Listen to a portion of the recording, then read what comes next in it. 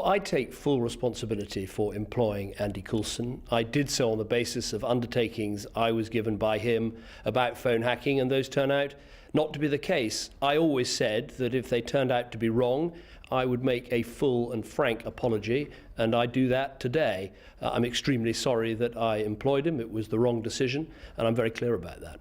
What did he say, and what did you ask him exactly about phone hacking and his knowledge of it? We covered all this in the Leveson inquiry. I asked him questions about if he knew about phone hacking, and he said that he didn't, and I accepted those assurances, and I gave him the job. I would say that no one has made any complaints about the work that he did for me, either as Leader of the Opposition or indeed here in number 10 Downing Street. But knowing what I now know, and knowing that those assurances weren't right, it was obviously wrong to employ him. I gave someone a second chance, and it turned out to be a bad decision. Critics have said it actually reflects on you because it was a very poor error of judgment. Do you agree that it's a very poor error of judgment, and do you agree that it reflects on you?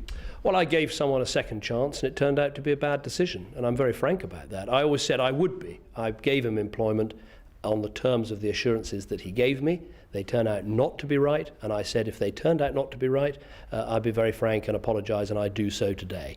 But I would say it's important, this point, because obviously people will be concerned that he worked for me as Leader of the Opposition. He worked here in number 10 Downing Street. No one, to my knowledge, has made any complaints about the work that he did in either of those two jobs. This all relates back to what he knew when he was editor of the News of the World.